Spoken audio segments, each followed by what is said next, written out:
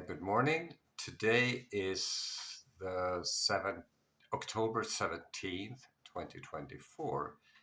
And yesterday, um a news article was published somewhere in Sweden. Actually, I only saw a clip and I posted on my science blog. And the message goes experts and then a colon, extreme meat diet can be bad for health.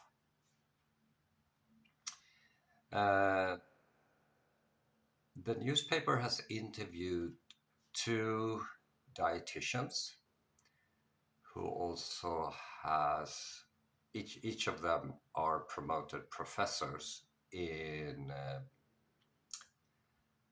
diet studies, um, and they claim that eating too much meat can be dangerous.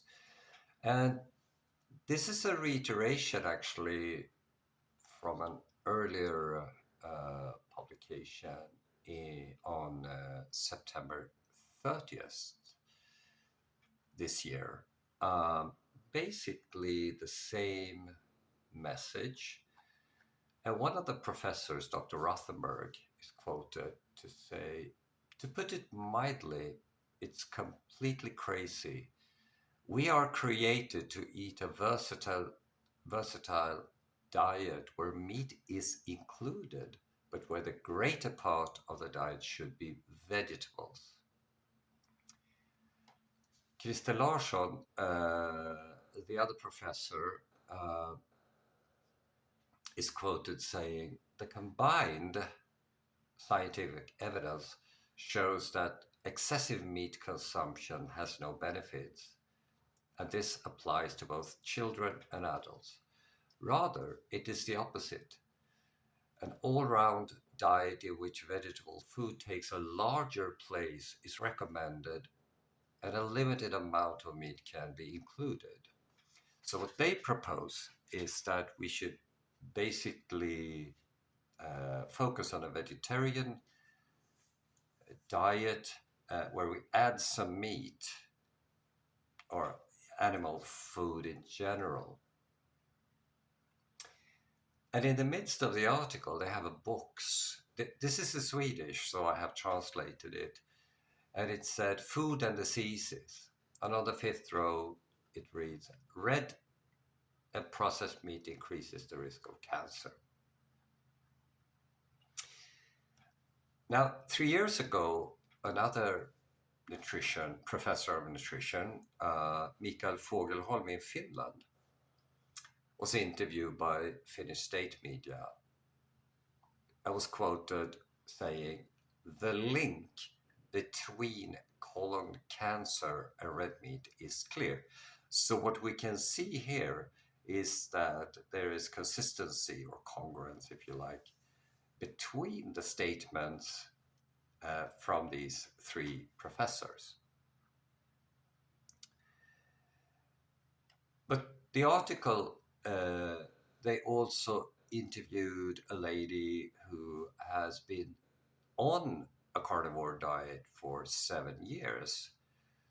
And she's quoted saying, once I started eating only meat, I felt better than ever, and I continued to do so to this day. My health problems have disappeared. I used to eat broccoli and all the greens you are told to eat, but in the end, I got serious problem with colon cancer and received treatment for it.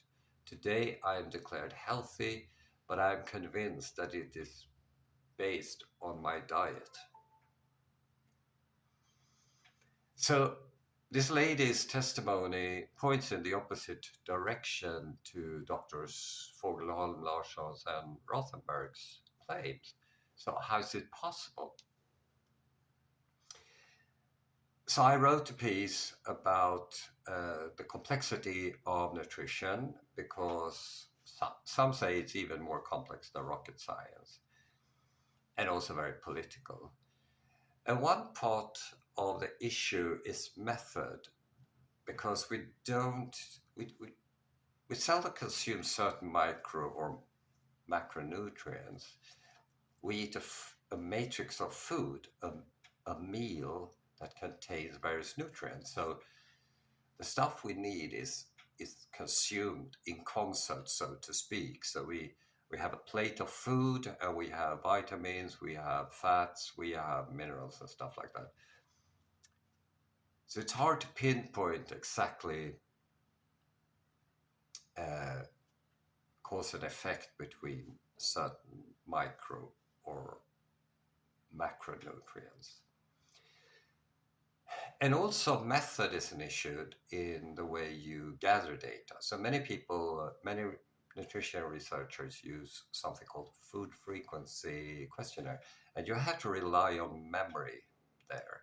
They ask you to remember what you ate, sometimes a very long time ago. Now, here's the catch that they ask you to consult something called episodic memory, but episodic memory is constructive in a social setting. This is a similar issue in like in a testimony in a trial in a law process. So what happens is when you're asked to remember, you make up a story. And for that reason, the FFQs has been heavily criticized. Randomized controlled trials are more reliable, and that's because it's possible to control what people eat. A third way of gathering data is to try to figure out what our ancestors ate, because we are biological creatures who evolved over millions of years, and we adapt very slowly to things. So about 7 to 6 million years ago, our ancestors were basically vegetarians. But 3.5 million years ago, they added bone marrow to their plate. And another 800,000 years later, they ate meat. Now, this new diet caused their guts to reduce and their brain to expand from the occipital lobe and forward. And that means we're basically not, our guts are not made to ferment loads of vegetables, and our brain need uh, many nutrients to operate in a proper way. Um, and with a bigger brain, especially the prefrontal cortex, uh, we new mental faculties evolved, and I'm just mentioned two of them that they are linked. A proto language, a cultural language. We what we do now, we have a conversation with other people. We can make videos like these, the one I'm doing now, is because they started to talk. It didn't sound we we talk today, but noises, and then you put symbols in a linear fashion, and you have syntax basically, and also the executive functions. And this is a complex of capabilities that is typical to our species. Uh, Creativity, visuospatial perception, numeracy. I think it's like 15 of them.